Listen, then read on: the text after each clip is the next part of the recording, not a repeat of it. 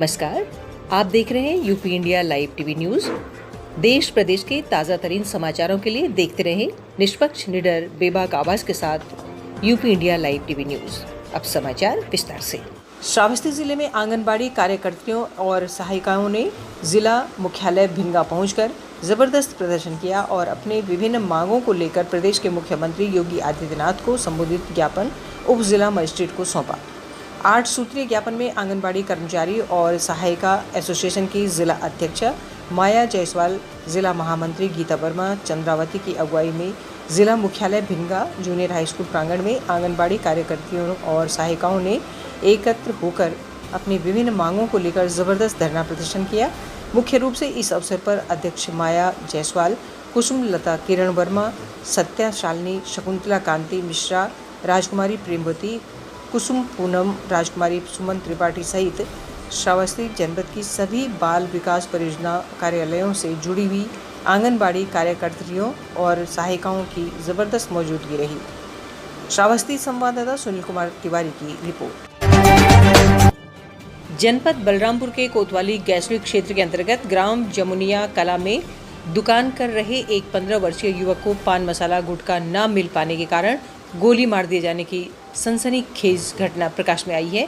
प्राप्त जानकारी के अनुसार उक्त गांव में दुकान कर रहे मनोज कुमार साहू बब्बू नाम का व्यक्ति पान मसाला गुटखा की मांग कर रहा था।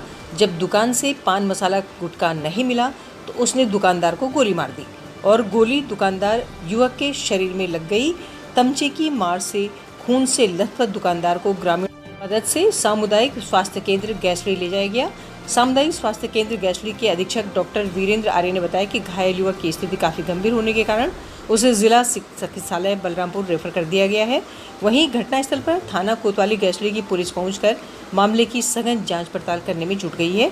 प्रभारी निरीक्षक राजमणि शुक्ला ने बताया कि पीड़ित परिजन की ओर से तहरीर दी गई है कि पुलिस टीम जांच पड़ताल में जुट गई है। घटना को बेखौफ अंजाम देने वाले आरोपी की सघन तलाशी जारी है। पुलिस क्षेत्राधिकारी तुलसीपुर कुंवर प्रभात सिंह ने भी घटनास्थल पर पहुंचकर मामले की गहन छानबीन करते हुए निरीक्षण किया। UP India live TV news के लिए गैसरी बलरामपुर से रामपाल यादव की रिपोर्ट। 21 को थाना गैसरी के ग्राम जमुनी कला में मनोज कुमार गुप्ता अपनी चाय पान की दुकान पर बैठा था। समय करीब 12 बजे गांव के ही बब्बू उर्फ अमित शुक्ला दुकान पर आए और आस्की गुटखे की मांग की गई।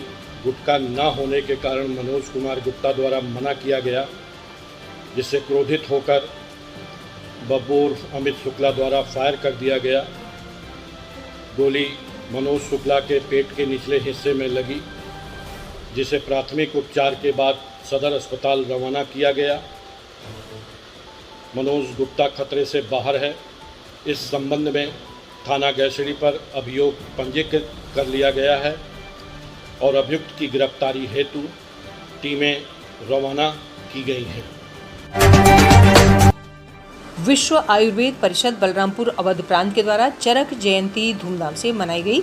इस अवसर पर अवध प्रांत चिकित्सक प्रकोष्ठ प्रभारी डॉक्टर प्रांजल त्रिपाठी के नेतृत्व में बलरामपुर में विश्व आयुर्वेद परिषद का गठन किया गया, जिसमें वरिष्ठ चिकित्सक डॉक्टर के Rana, doctor Kaushalya Gupta, doctor Rakesh Chandra Srivastava, doctor Devesh Chandra Srivastava, doctor Pradeep Kumar, doctor शहनशाह आलम, डॉक्टर सीमा पांडे ने परिषद की सदस्यता ग्रहण की।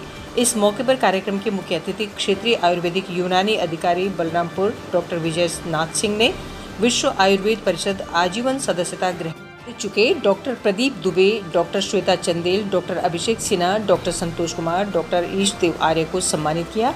डॉक्टर प्रांजल त्रिपाठी ने अपने संबोधन में आयुर्वेद चिकित्सा परिषद के बारे में विस्तृत रूप से जानकारी दी।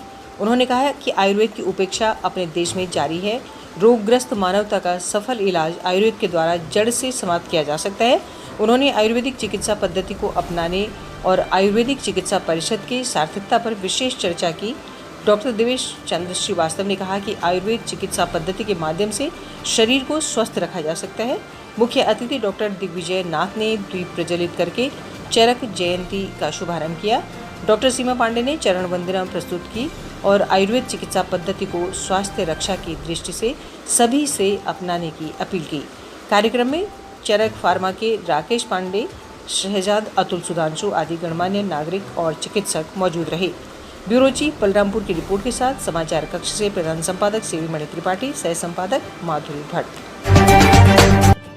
उत्कृष्ट भारत की महिला अध्यक्ष साध्वी आस्था माता ने गाजियाबाद के नदी पार्क गौशाला पहुंचकर निरीक्षण किया और वहां पर मौजूद गायों के रहन-सहन, खान-पान, जलपान आदि तमाम व्यवस्थाओं का मौके पर जायजा लिया।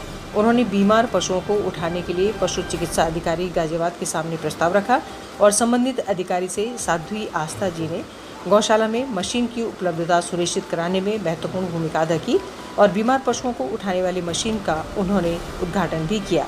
इस मौके पर गौरक्षक बजरंगी, विशाल, भीम नायक, रितेश ठाकुर, धर्म रक्षक आदर्श दुबे और अनेकों गौ सेवक और हिंदू वाहिनी के पदाधिकारी कार्यकर्ता मौजूद रहे।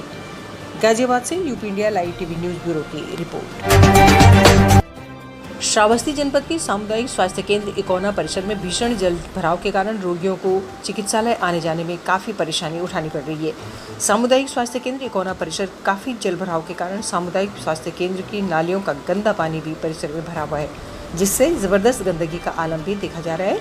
जल निकासी की समुचित व्यवस्था न होने के कारण सामुदायिक स्वास्थ्य केंद्र इकोना परिसर में जल भराव की समस्या फिलहाल इलाज बनी हुई है। CHC इकोना के अधीक्षक ने बताया कि बरसात का पानी जल निकासी के अभाव में चिकित्सालय परिसर में भरा हुआ है। जल भराव की स्थिति से निपटने के लिए जल निकासी की व्यवस्था कराए जाने के लिए नगर पंचायत इकोना को अवगत कराया गया है। वहीं पिछले एक सप्ताह से आगंतुक OPD रोगी और भर्ती मरीजों, तामीरदारों का हाल बेहाल बना हुआ है। प्रशासन से चिकित्सालय परिसर में आए दिन होने वाली भीषण गंदगी और जल भराव की समस्या से निजात दिलाए जाने की मांग प्रबुद्ध नागरिकों ने की है। UP India live TV news के लिए श्रावस्ती संवाददाता सुनील कुमार तिवारी की रिपोर्ट। गौरा चौराहा बलरामपुर गैसड़ी विधानसभा के अंतर्गत ग्राम कोलोऊ और भोजपुर न्याय पंचायत के अंतर्गत ग्राम महारी में राहत सामग्री वितरण की गई। राप्ती नदी बांध कट जाने के कारण गांव में पानी घुस आया था, जिसके कारण राहत सामग्री वितरण की गई। इस मौके पर ग्राम प्रधान घनश्याम जायसवाल व अन्य गणमान्य लोगों के साथ राहत सामग्री वितरण की गई। Ghanshyam Mishra, India live TV news bureau की रिपोर्ट। मोहर्रम त्योहारों के मद्देनजर जनपद में शांति और सुरक्षा व्यवस्था बनाए रखने के लिए अपर पुलिस अधीक्षक BC दुबे द्वारा भारी संख्या में पुलिस बल के साथ थाना इकोना व गिलौला का भ्रमण कर सुरक्षा व्यवस्था का जायजा लिया गया। साथ ही साथ कस्बा इकोना व गिलौला में भारी संख्या में पुलिस बल के साथ फ्लैग मार्च किया गया। इस दौरान क्षेत्राधिकारी इकोना MP शर्मा, प्रभारी निरीक्षक नवीन मॉडर्न पुलिस थाना श्रावस्ती, प्रभारी निरीक्षक इकोना, थानाध्यक्ष गिलौला सहित भारी संख्या में पुलिस बल के साथ सुसज्जित होकर फ्लैग मार्च किया गया।